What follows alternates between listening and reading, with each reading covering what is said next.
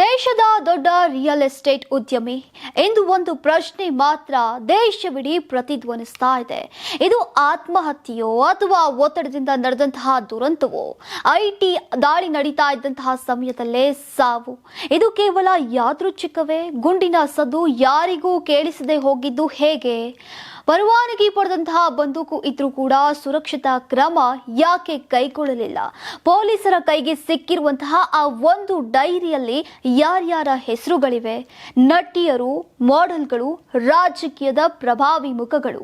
ಕೇಳಿದ 16 ಬಾರಿ ಪ್ರಾಜೆಕ್ಟ್ಗಳು. ಐಟಿ ಅಧಿಕಾರಿಗಳ ಮೇಲೆ ಕುಟುಂಬದ ಗಂಭೀರ ಆರೋಪ. ಐಟಿನ ರಾಜಕಾರಣ, ಹವಾಲಾನ, ರಾಯ್ ಸಾವಿನ ರಹಸ್ಯ ಹೇಳ್ತಾ ಹೋಗ್ತೀವಿ ಇವತ್ತಿನ ಸ್ಪೆಷಲ್ ರಿಪೋರ್ಟ್ನಲ್ಲಿ.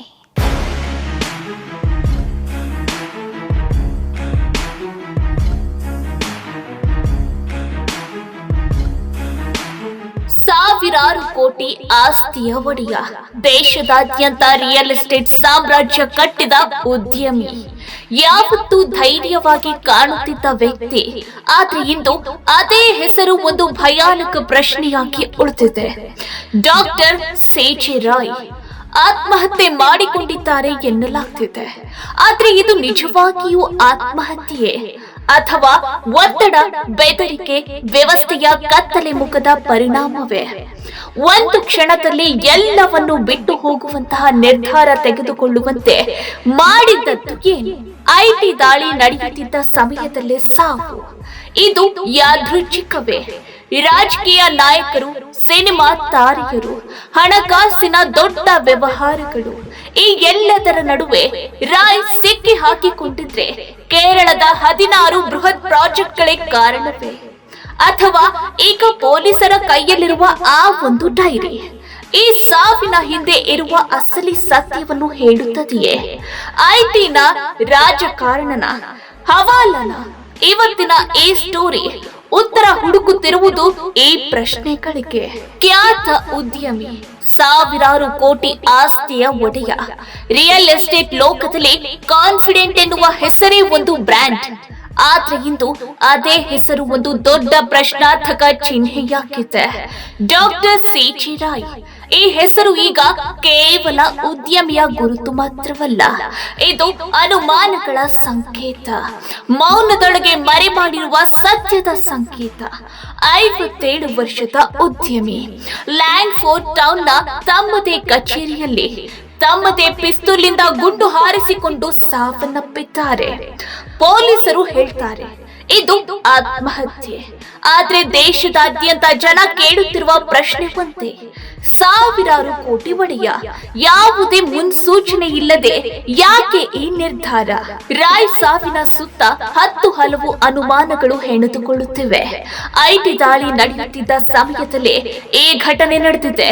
ರಾಜಕೀಯ ನಾಯಕರ ಜೊತೆಗಿನ ನಿಕಟತೆ, ಸಿನಿಮಾ ತಾರೆಯರ ಸಂಪರ್ಕ, ಕೇರಳದಲ್ಲಿ ನಡೆಯುತ್ತಿರುವ 16 ಬೃಹತ್ ಪ್ರಾಜೆಕ್ಟ್ಗಳು, ಇವೆಲ್ಲವೂ ಒಂದೊಂದು ಆಯಾಮದಲ್ಲಿ ತನಿಖೆಗೆ ದಾರಿ ತೋರಿಸುತ್ತಿವೆ. ಇದು ಕೇವಲ ಆತ್ಮಹತ್ಯೆ ಅಥವಾ ಒತ್ತಡದಿಂದ ತೆಗೆದುಕೊಂಡ ನಿರ್ಧಾರವೇ? ಅಥವಾ ಇನ್ನೂ ಆಳದಲ್ಲಿರುವ ಯಾವುದೋ ಶಕ್ತಿಯ ಪರಿಣಾಮವೇ? ಐಟಿನ, ರಾಜಕಾರಣನ, ಹವಾಲಾನ ಎಂಬ ಪ್ರಶ್ನೆಗಳು ದಿನದಿಂದ ದಿನಕ್ಕೆ ಗಟ್ಟಿಯಾಗುತ್ತಿವೆ. ಈ ಎಲ್ಲ ಅನುಮಾನಗಳ ನಡುವೆ ತನಿಖೆಯ ದಿಕ್ಕನ್ನೇ ಬದಲಿಸಿದ ಒಂದು ಮಹತ್ವದ ಅಂಶ, ಅದು ಸಿ.ಜೆ. ರಾಯ್ ಅವರ ವೈಯಕ್ತಿಕ ಡೈರಿ. ಅಶೋಕನಗರ ಪೊಲೀಸರು ಕಾನ್ಫಿಡೆಂಟ್ ಗ್ರೂಪ್ ಕಚೇರಿಗೆ ದಾಳಿ ನಡೆಸಿ ಪ್ರಮುಖ ದಾಖಲೆಗಳ ಜೊತೆಗೆ ಈ ಡೈರಿಯನ್ನು ವಶಪಡಿಸಿಕೊಂಡಿದ್ದಾರೆ. ಈ ಡೈರಿಯಲ್ಲಿ ಹಲವು ಪ್ರಮುಖ ನಟಿಯರು, ಮಾಡೆಲ್ಗಳು ಹಾಗೂ ಪ್ರಭಾವಿ ರಾಜಕಾರಣಿಗಳ ಹೆಸರುಗಳು ಉಲ್ಲೇಖವಾಗಿರುವುದು ಭಾರಿ ಕುತೂಹಲಕ್ಕೆ ಕಾರಣವಾಗಿದೆ.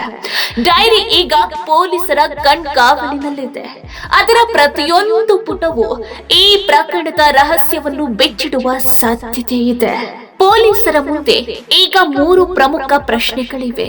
ಈ ಹೆಸರುಗಳನ್ನು ಕೇವಲ ಈವೆಂಟ್ ಆಯೋಜನೆಗಾಗಿ ಪಟ್ಟಿ ಮಾಡಲಾಗಿದೆಯೇ ಅಥವಾ ಇವರೊಂದಿಗೆ ರಾಯ್ ಅವರಿಗೆ ಯಾವುದೇ ವ್ಯವಹಾರಿಕ ಅಥವಾ ವೈಯಕ್ತಿಕ ಸಂಬಂಧವಿದೆ? ಮೂರನೆಯದಾಗಿ, ರಾಯ್ ಅನುಭವಿಸುತ್ತಿದ್ದ ಒತ್ತಡಕ್ಕೆ ಈ ಹೆಸರುಗಳಿಗೂ ಸಂಬಂಧವಿದೆಯೇ? ಈ ಎಲ್ಲಾ ಆಯಾಮಗಳಲ್ಲಿ ಅಶೋಕನಗರ ಪೊಲೀಸರು ಇಂಚಿಂಚು ತನಿಖೆ ನಡೆಸುತ್ತಿದ್ದಾರೆ. ಈ ಡೈರಿಗೆ ರಾಯ್ ಸಾವಿನ ಹಿಂದಿರುವ ಅಸಲಿ ಸತ್ಯಕ್ಕೆ ಕೀ ಆಗಬಹುದೇ ಎಂಬುದೇ ಈಗ ಎಲ್ಲರ ಕುತೂಹಲ. ಕಾನ್ಫಿಡೆಂಟ್ ಗ್ರೂಪ್ ಕೇರಳದಲ್ಲಿ ನಡೆಸುತ್ತಿರುವ 16 ಬೃಹತ್ ಪ್ರಾಜೆಕ್ಟ್ಗಳಿಗೂ ತನಿಖೆಯ ಪ್ರಮುಖ ಭಾಗವಾಗಿವೆ. ಈ ಪ್ರಾಜೆಕ್ಟ್ಗಳಿಗೆ ಸಂಬಂಧಿಸಿ ಕೇರಳ ಮತ್ತು ಕರ್ನಾಟಕದಲ್ಲಿ ಭಾರಿ ಮಟ್ಟದ ಈವೆಂಟ್ಗಳನ್ನ ಆಯೋಜಿಸಲಾಗುತ್ತಿತ್ತು. ಈ ಕಾರ್ಯಕ್ರಮಗಳಿಗೆ ಚಿತ್ರರಂಗದ ತಾರೆಯರು, ರಾಜಕೀಯ ನಾಯಕರು ಆಹ್ವಾನಿತರಾಗ್ತಿದ್ರು. ಡೈರಿಯಲ್ಲಿ ಉಲ್ಲೇಖಗೊಂಡಿರುವ ಹೆಸರುಗಳು ಈ ಪ್ರಾಜೆಕ್ಟ್ಗಳಿಗೆ ಸಂಬಂಧಿಸಿದ್ದಿರಬಹುದು ಎಂಬುದೇ ಪೊಲೀಸರ ಪ್ರಾಥಮಿಕ ಅಂದಾಜು. ಆದರೆ ಇದರ ಹಿಂದೆ ಕೇವಲ ಪ್ರಚಾರ ಮಾತ್ರವಿದೆ ಅಥವಾ ಹಣಕಾಸು ಮತ್ತು ಪ್ರಭಾವದ ಇನ್ನೊಂದು ಪದರ ಅಡಗಿತ್ತೆ ಎಂಬುದು ಇನ್ನೂ ಸ್ಪಷ್ಟವಾಗಿಲ್ಲ.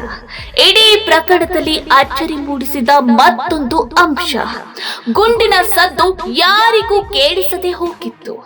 ಇಷ್ಟೆಲ್ಲಾ ಜನ ಕಚೇರಿಯಲ್ಲಿ ಇದ್ರು 10 ರಿಂದ 15 ನಿಮಿಷಗಳವರೆಗೆ ಯಾರಿಗೂ ಘಟನೆ ಬಗ್ಗೆ ಮಾಹಿತಿ ಇರಲಿಲ್ಲ. ಪೊಲೀಸರು ನೀಡಿರುವ ಸ್ಪಷ್ಟನೆಯ ಪ್ರಕಾರ ರಾಯ್ ಬಳಸಿದ್ದ ಪಿಸ್ತೂಲ್ 0.25 NP ಬೋರ್ನದ್ದಾಗಿದ್ದು ಅತಿ ಕಡಿಮೆ ಶಬ್ದ ಹೊರಬಿಡುತ್ತದೆ. ಎದೆಯ ಹತ್ತಿರ ಇಟ್ಟುಕೊಂಡು ಅತ್ಯಂತ ಸಮೀಪದಿಂದ ಗುಂಡು ಹಾರಿಸಿಕೊಂಡಿದ್ದರಿಂದ ದೊಡ್ಡ ಮಟ್ಟದ ಶಬ್ದ ಉಂಟಾಗಿಲ್ಲ ಎಂದು ಪೊಲೀಸರು ತಿಳಿಸಿದ್ದಾರೆ. ಇತ್ತ ಐಟಿ ದಾಳಿ ವಿಚಾರ ಈಗ ಮತ್ತೊಂದು ದೊಡ್ಡ ವಿವಾದಕ್ಕೆ ಕಾರಣವಾಗಿದೆ.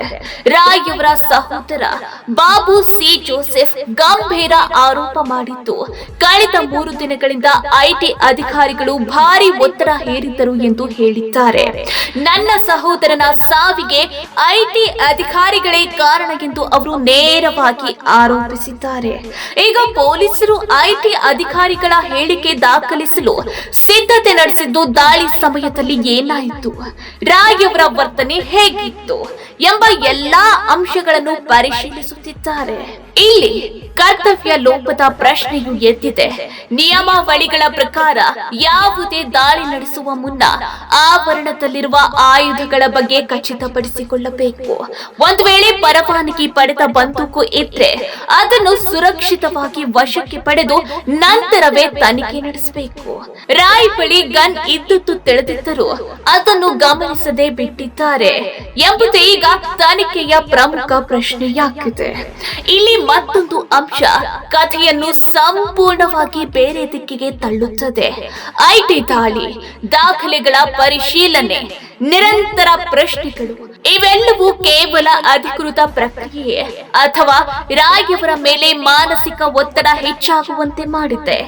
ಸಾಮಾನ್ಯವಾಗಿ ಯಾವುದೇ ದಾಳಿಯ ಸಂದರ್ಭದಲ್ಲಿ ವ್ಯಕ್ತಿಯ ಮನಸ್ಥಿತಿ, ಭದ್ರತೆ ಮತ್ತು ಸುರಕ್ಷತೆ ಅತ್ಯಂತ ಮುಖ್ಯ. ಆದ್ರೆ ಈ ಪ್ರಕರಣದಲ್ಲಿ ರಾಯ್ ಬಳಿ ಪರವಾನಗಿ ಪಡೆದ ಬಂದೂಕು ಇದ್ದರೂ ಅದನ್ನು ಸುರಕ್ಷಿತವಾಗಿ ವಶಕ್ಕೆ ಪಡೆಯುತ್ತಿರುವುದು ದೊಡ್ಡ ಪ್ರಶ್ನೆಯಾಗಿ ಉಳಿದಿದೆ.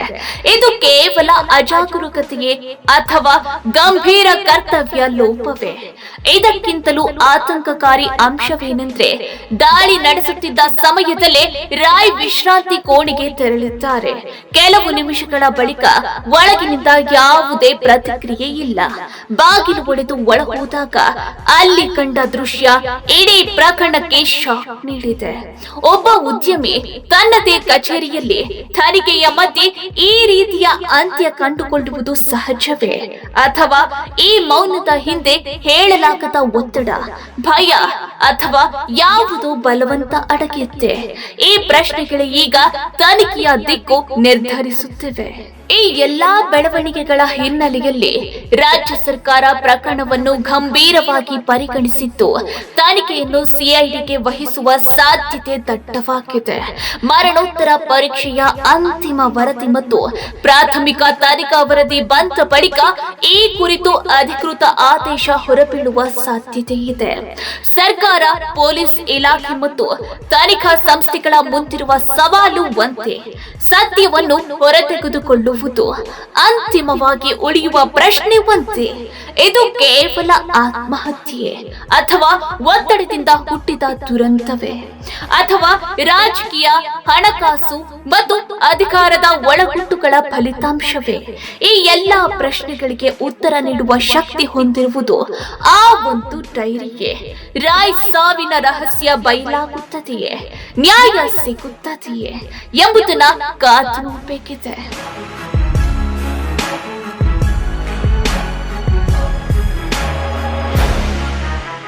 ಒಟ್ನಲ್ಲಿ ಇದು ಆತ್ಮಹತ್ಯೆ ಎಂಬ ಪ್ರಶ್ನೆಗೆ ಉತ್ತರ ಸಿಗಬಹುದು, ಆದರೆ ಯಾಕೆ ಎಂಬ ಪ್ರಶ್ನೆಗೆ ಉತ್ತರ ಇನ್ನೂ ಸಿಕ್ಕಿಲ್ಲ. ಐಟಿ ದಾಳಿ, ಕರ್ತವ್ಯ ಲೋಪದ ಅನುಮಾನ, ರಾಜಕೀಯ, ವಾಣಿಜ್ಯ ನಂಟುಗಳು ಮತ್ತು ಎಲ್ಲದಕ್ಕಿಂತ ಮುಖ್ಯವಾಗಿ ಆ ಒಂದು ಡೈರಿಯಿಂದ ಸತ್ಯ ಹೊರಬರಬೇಕಿದೆ. ಐಟಿನ, ರಾಜಕಾರಣನ ಅಥವಾ ಹವಾಲಾನ? ರಾಯ್ ಸಾವಿನ ಸತ್ಯ ಅಂದ್ರೆ ರಹಸ್ಯ ಬದಲಾಗತ್ತಾ? ಇದಕ್ಕೆ ಉತ್ತರ ಕೊಡುವುದೇ ತನಿಖೆ. ಈ ಒಂದು ಪ್ರಕರಣವನ್ನು ಆತ್ಮಹತ್ಯೆ ಅಂತ ಮುಚ್ಚಿಡೋಕೆ ಸಾಧ್ಯವೇ ಇಲ್ಲ.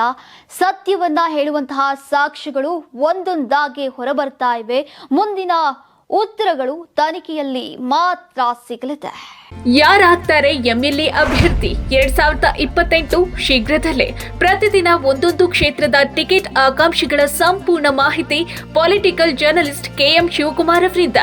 ಕರ್ನಾಟಕದ ನಂಬರ್ 1 ಡಿಜಿಟಲ್ ಮೀಡಿಯಾ ನಿಮ್ಮ ನೆಚ್ಚಿನ ಕರ್ನಾಟಕ ಟಿವಿಯಲ್ಲಿ ಮಾತ್ರ. ನೀವು ಸಣ್ಣ ಆಗ್ಬೇಕಲ್ವಾ? ಅದು ಒಂದು ಉತ್ತಮ ಆಹಾರದಿಂದ ಸಣ್ಣ ಆಗ್ಬೇಕಲ್ವಾ? ಪ್ರತಿದಿನ ನಮ್ಮ ಜೀನಿ ಸ್ಲಿಮ್ ನ ಯೂಸ್ ಮಾಡಿ ಯಾವುದೇ ಸೈಡ್ ಎಫೆಕ್ಟ್ ಇಲ್ದಂಗೆ ನೀವು ಸಣ್ಣ ಆಗ್ತೀರಾ.